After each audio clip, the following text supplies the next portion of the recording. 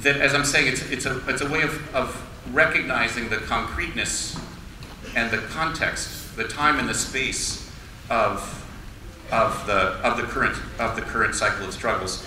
The hypothesis is this: is that the metropolis is to the multitude what the factory was to the industrial working class. So I want to try to explain that for 10 minutes. As usual, it's not quite right. You know, there's some. I think that the part of our excitement in recognizing the intensity of the common, which I'll explain in a minute, in the metropolis, it's not meant as a saying, oh, those people in the countryside are stupid, they don't do anything, struggles in the countryside don't matter. It's rather trying to recognize the qualities of the metropolis that in some ways have been spread over the entire world, the qualities of communication, of cooperation, of common struggles and common exploitation that had, in an earlier period, been isolated to the cities. In difference from the countryside, I think they've now been expanded. In any case, let me try to explain what I mean by this, that the metropolis is to the multitude what the factory was to the industrial working class. And I've got three ways in which the metropolis functions as the factory did. First, as the site of production and creativity. Second, as the site of exploitation. And third, as the site of rebellion. So I want to give an idea of that. For the first, the site of production, the easy way of saying it, and I want to do the complicated way, of course, because that's the way we think. But the easy way of saying it is just that clearly the factory and the isolated site of the factory walls no longer delimit the primary site of production in society. Rather, production takes place across the social space. And so that when we say that the metropolis rather than the factory is the site of production, we mean there's been a kind of generalization of the site of the production of capitalist production throughout the city and throughout the society. In order to explain this, I have to go back to this other hypothesis, which I'll do briefly, that Tony and I have been trying to develop for quite a long time in different books, which is about the shift in the hegemony of the form of labor today. Yeah, so take this as I have to take this detour. If you get bored by this kind of thing, think about something else, and I'll bring it back in a few minutes. The idea is this, that in a previous stage of the economy, the industrial production was hegemonic. That more or less from the mid-19th century to the late 20th century, industrial labor was hegemonic, not in the sense that most people worked in the factories. Even in Europe, it wasn't that most people worked in the factories. Throughout the world, most people still worked in the fields. But rather, the factory was hegemonic in production in the sense that its qualities, so not in terms of quantity, but in terms of its qualities, were progressively imposed over other forms of production and over society as a whole. So that mining had to industrialize, agriculture had to industrialize, and society itself had to industrialize.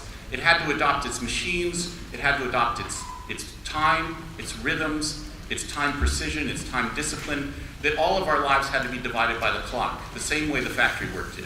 And so progressively, society has industrialized in that way.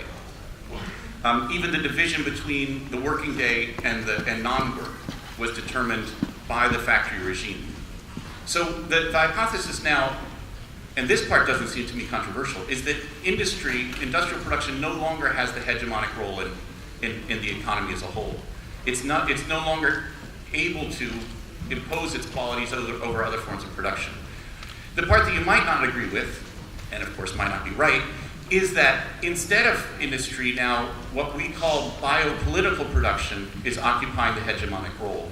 And now again, I don't mean, of course, hegemonic in the sense that most people are primarily involved in that, but rather in qualitative terms, that its qualities are being imposed over other forms of labor. And what we mean by biopolitical production, or sometimes we say, somewhat badly, immaterial production, we mean the production of goods that have a primary immaterial component, like the production of ideas, the production of images, the production of affects, the production of codes, so that not only people like at Microsoft doing software are producing immaterial things, but also precarious workers working in service at Burger King and also flight attendants or people working in healthcare are producing immaterial things, like a healthcare worker, for instance, of course does material production, stitches up wounds or changes bedpans or something like that.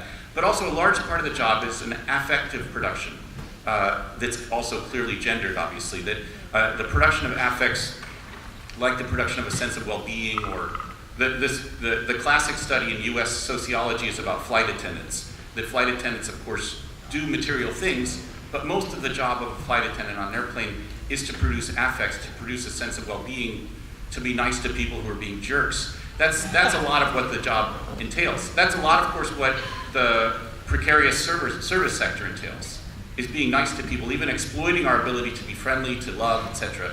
This is part of what's exploited. So the claim is that this whole circuit of series of aspects of biopolitical production or immaterial production is becoming hegemonic today, and its qualities are being imposed over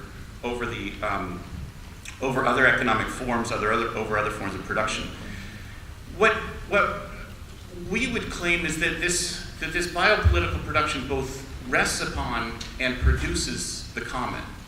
Now, what we mean here by the common is not just, it might come from an earlier pre-modern notion of the commons, meaning like common lands or common forests, even the common earth that's given to us all, something like that. That's the Christian way of saying it.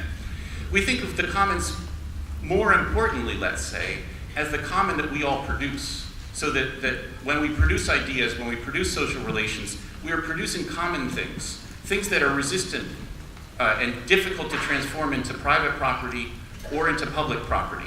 So languages we produce, affects we produce, these are things that are common that we produce, and they rely on access to the common.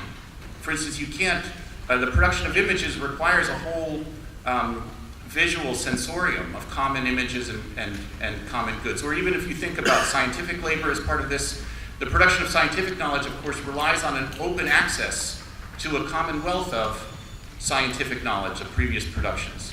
So that what biopolitical labor involves really is a kind of expanding cycle of the common. It has to rely on an openness to common elements, common relationships, common gestures, common affects, and that through the production creates more of them.